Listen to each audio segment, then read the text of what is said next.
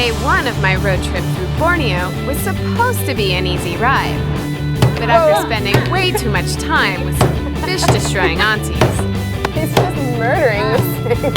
I was forced to seek shelter with a headhunting tribe, Oh my goodness. That is so crazy. where I got to do some traditional boy stuff No shot.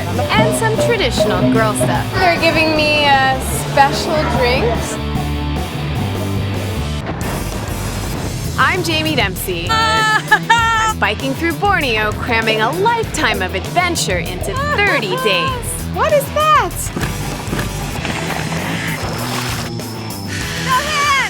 I'm ready. This is Ride and Seek Borneo. What a ride.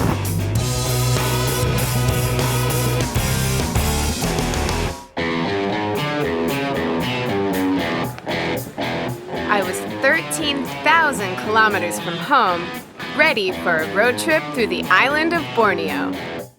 Borneo is home to a wild and only semi-explored interior. This was gonna be a ride on the wild side. But first, I had a stopover in Kuala Lumpur, capital of Malaysia. After being folded up like a deck chair for hours, I really want to get some riding in. The guys here at Harley Davidson said I could use this bike if I helped them out with an oil change at a workshop. I wasn't sure where the workshop was, but they kindly sent a guy. And not just any guy, but one of the fastest kids in town. Hi, I'm Jamie. Hi, I'm Syafiq. So you're a professional racer at 18 years old. Ya, saya seorang pelumba dari Share Iban Asia Terlengkap. Ia adalah satu perlumbaan yang baru untuk bakat muda di Asia. I learned that the Cup gives young Asian riders a form of path into competitive road racing. There are many riders younger than Shafiq. Some are even 14 years old. Well, anyway, can you show me the way to the workshop? Boleh? Jom lah. He didn't break any speed limits, but he sure was nimble.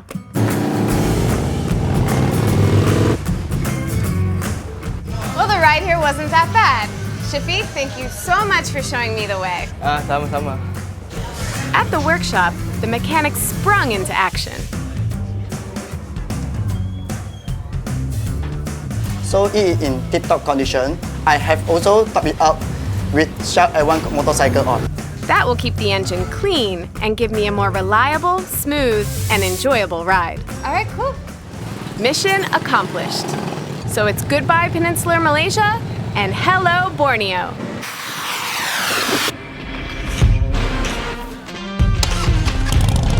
So I've been traveling about 30 hours straight, but really my journey is just beginning. My flight back to LA leaves in a month, and the airport is 1,000 kilometers that way. At least I think. Well, here goes nothing. My first job was to clear Kuching, the capital of Sarawak. My plan for the day was to follow the Trans-Borneo Highway and get to Cebu, a town about 400 kilometers away where I could get a room for the night.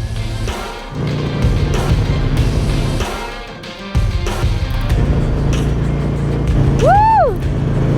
Finally, I'm out on the open road. Like, I don't ever want to stop. I don't ever want to go home. Send Mom a postcard. Tell her to come visit me in East Malaysia.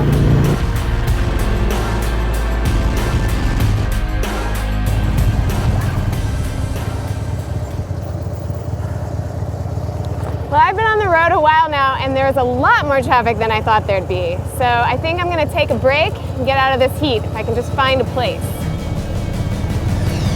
Whew. I think this is a small town called Syrian, but I'm not used to small towns like this. Small towns back in the US, they're sleepy. This one's quite lively. There are a lot of people around, and I'm wondering what's going on because it's in the middle of the afternoon on a weekday. What seemed to be going on was that everyone was heading to the local market. Everything was fresh out of the jungle. Hello. What is this? This looks crazy. What is it? Snake fruit. Snake fruit? Snake fruit. Can I try a piece? As you can see, it's quite slimy on the inside, so I'm a little worried about the texture of it and how it's going to affect the flavor. You take like this. Just like this? Bite it, bite it, Just bite it. bite it. Just bite it. Good There to goes see inside. nothing. Whoa. It's super bitter. I don't think I like this. So there's a lot of people here. Is it this busy all the time? See, Gawai Day. Gawai. Festival Gawai Day. So it's a festival. Yeah. So everybody's shopping to Yeah, feed yeah. their guests. Yeah. Can you recommend a place to eat? Some place with really good local food. After this, you go to Spau. Spau? Spau. All right, well, I'm taking your recommendation. That's Yeah, where I'm yeah. going. Let's go to Spau. Getting to Spau meant continuing down the Trans-Borneo Highway, the main artery connecting Sarawak, Brunei, and Sabah. Following the directions from the auntie at the market, I finally made it to the village. From there, it was just following my nose. Something here smells delicious. Hello. Hello, What are you cooking that smells so good? ikan, Pecan? Uh-uh. Is it a type of fish? ikan buntal. I'd love to try some of this. I'm not sure what it is though.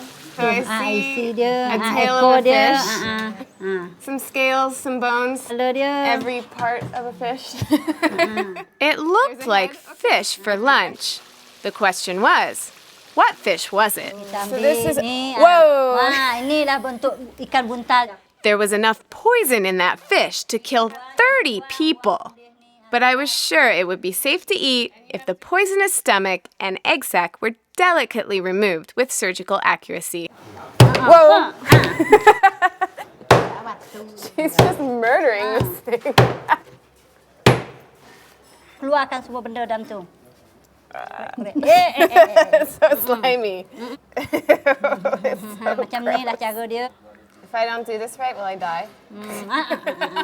No. No. Good. The villagers in Spau have been preparing and eating pufferfish for 40 years. The technique has been passed down from generation to generation. There hasn't been a death reported in forever. I'm a little bit worried about eating what I know is a poisonous fish. Ni semua boleh makan. They're telling me it's okay. They're operating on it. It looks like they're skilled. They're gonna cook it for me, and I'm putting my life in their hands. The fish was cooked in garlic, chilies, and spices. If it were going to kill me, at least it was going to be a delicious way to die. Okay, it looks and smells delicious. Let's try it. This was a Spau special, consumed in this community for generations. Mula-mula kita cuci tangan ni untuk cuci tangan. Rule number 1 of eating a pufferfish: wash your hands so you don't get food poisoning. Ni This piece. ni There we go. All right, here we go. Mom, I love you. Oh, it's good. Good. The fish was fried to perfection, crispy on the outside, moist and flaky on the inside. Just the way I like my poisonous fish.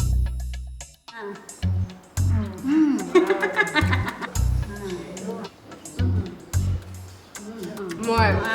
They love feeding me here.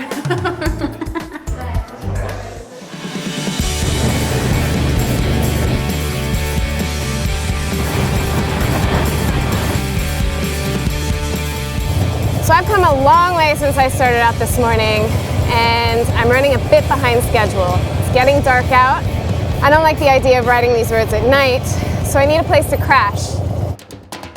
Before I knew it, it was completely dark and I was completely lost. I turned into a random side road to ask for directions.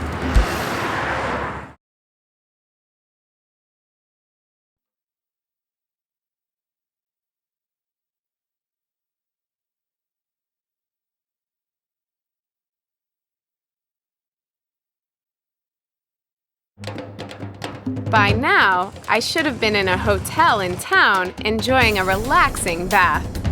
Unfortunately, I was way behind schedule and way off track. Desperate, I stopped to ask for directions. Hello. Hello. May I come in? Yes, Yeah? please. I'm looking for a place to stay, like a hotel or an inn. I'm sorry, there is no hotel here, but you may stay with me. Really? Yes, Oh, that's amazing. Can you show me around a bit? yes, you may do so if you want. You're very welcome to do it. I had stumbled upon an Iban longhouse. The Iban people make up 30% of Sarawak's population, and I was smack in the middle of the tribe's traditional territory. The Iban are best known for their headhunting history, where they decapitated their enemies and kept their heads as trophies. The Iban have abandoned this practice. However, their tradition of showing hospitality to strangers is as strong as ever. Welcome in. Oh wow, so it's like one big slumber party, everybody sleeps together. Yes. I love it. I hope I don't do any snoring. I hope so. I hope not. So which bed will be mine? Where should I sleep? Corner there at the end. At the end? Yes. Oh, great. And there's a cat over there. Oh, just for me. It's waiting for you. I have someone to cuddle tonight.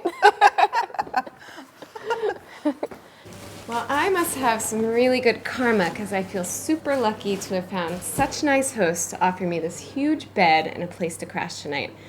And I've ridden really hard and really long today, so I'm just ready to close my eyes and zonk out till tomorrow. So we'll see more of the longhouse tomorrow.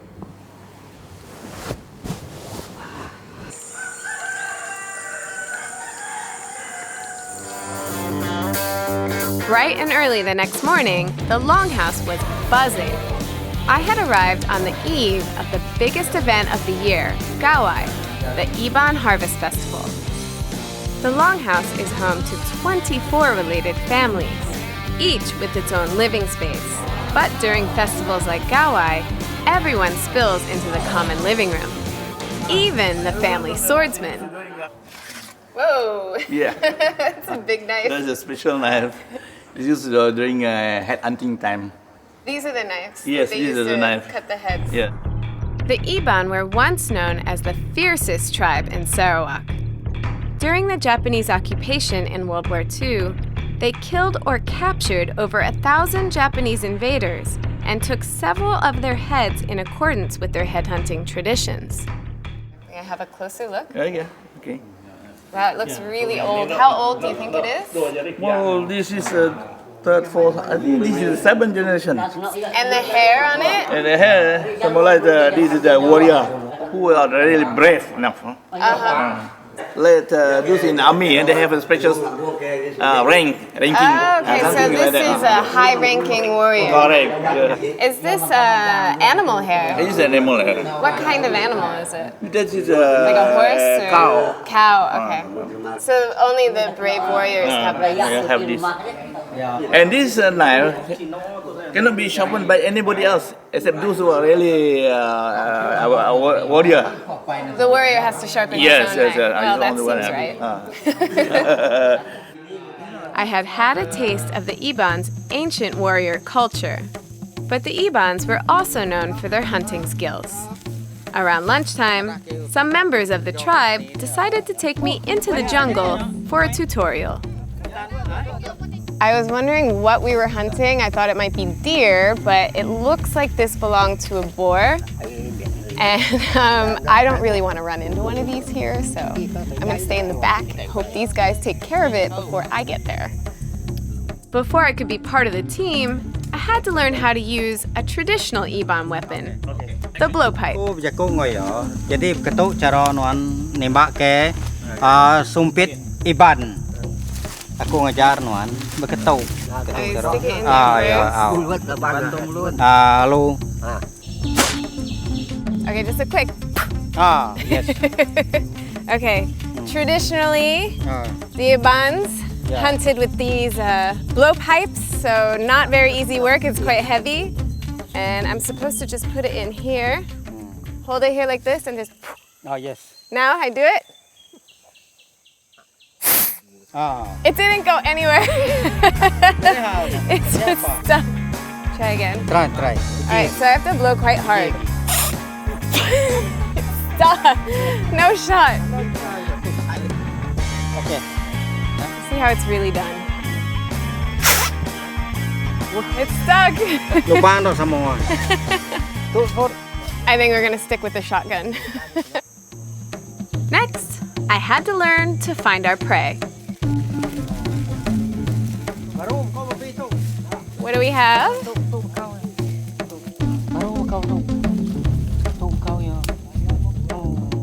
Kin ke atas kin ke tora ria. Nana pia nyen sangkok ku. So what we're doing is tracking the boar, and what he's showing me here are the hoof prints. You have to have a really good eye to see this because I would have walked right past it. So from here, we go this way, find our boar, get our meat. The Iban people are skilled trackers. They were so good, in fact, the British hired them to track down communists during the insurgency. But I guess communists are easier to track than boars, because we left with nothing. There goes lunch. It was the night before Gawai, and all 300 people were ready to party. I hung out with Auntie Cecilia's daughter, Priska. So Jamie, what's happening now is that everyone from the longhouse, they come out to the common living room area to have their meals together. I've never had snails before. Well, how do you eat it? Just suck it. I'm serious. And the just suck snail it will out. come out? Yeah. Okay. Yeah? Suck harder. You got it out?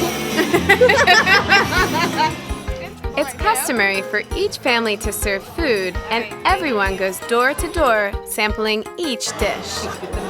Still got a long way to go. I'll just pile it on there. Yeah. My plate's looking really exotic. I see you haven't managed to reach the last house in the longhouse. I don't think I'm going to be able to. Okay, well, anyway, there's another part of the festival, and it's a beauty pageant. We call it Kumang Gawai. Oh, fun. Yeah, and guess what? What? You're invited to join. As a participant? Yeah. But I've been riding. I don't look so You can't say good. no, it's rude. Okay, And you're a guest of the house. All right, that's Yep. good. Let's do it. Let's go get ready.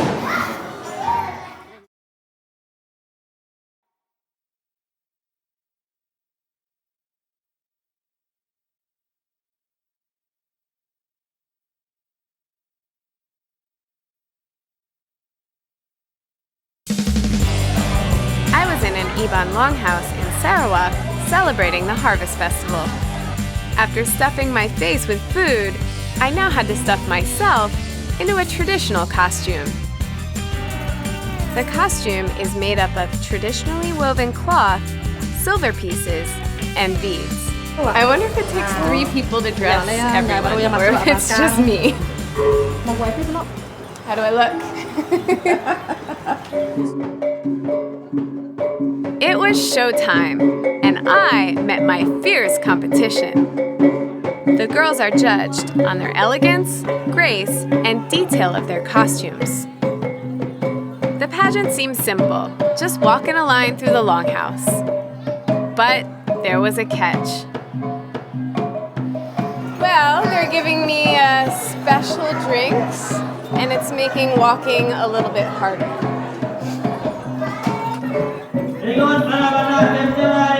It was time for the judges to deliberate, and boy was I nervous. Finally, the results were out.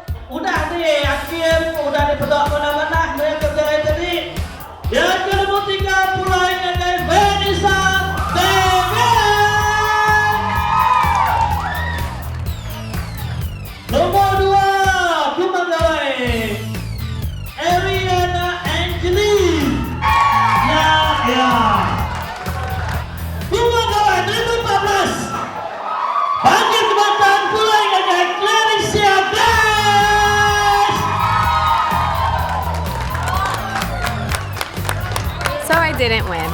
No real surprise there. I was lucky enough to be part of the competition.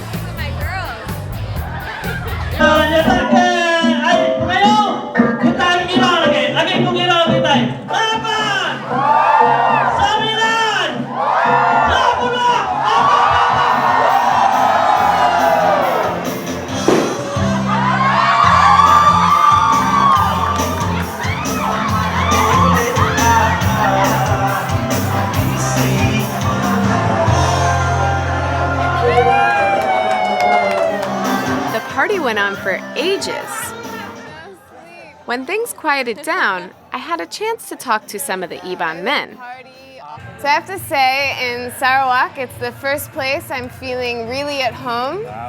So many people with tattoos. And I know for me, each one has different meanings. Like this phoenix, it's about rebirth. And this side, it's the struggle of love. Jadi kok medok asli Iban mesti ya bisi bungai pantang, bungai teruang. The Bungai Terung is the first tattoo an Iban man receives. It marks the journey of a boy into manhood. Other traditional tattoos invoke nature spirits to protect their wearer. So these are special for Iban, but I see some other style on here. Like I see here you have, what is this name? Ini cinta dulu punya. Cinta satu.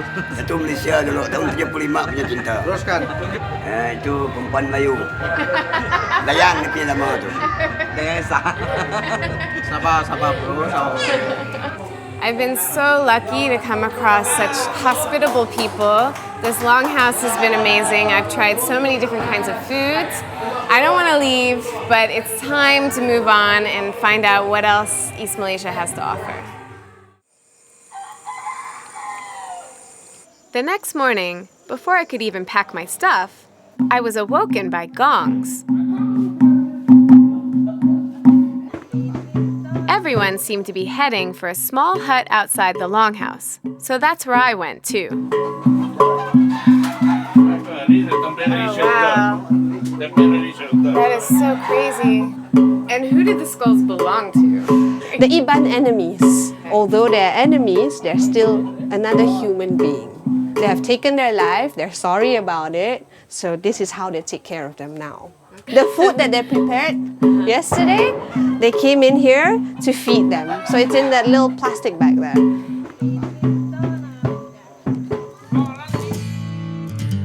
It was time to get back on the road. We welcome you very much. Come again, please. I would love to and stay longer. Hugs. Friends, please keep in touch. Yes. Okay. Thank you. Have a safe journey. I will try. Wish me luck. Bye, everyone. Bye. I was back on the road and I couldn't wait to see what lay ahead.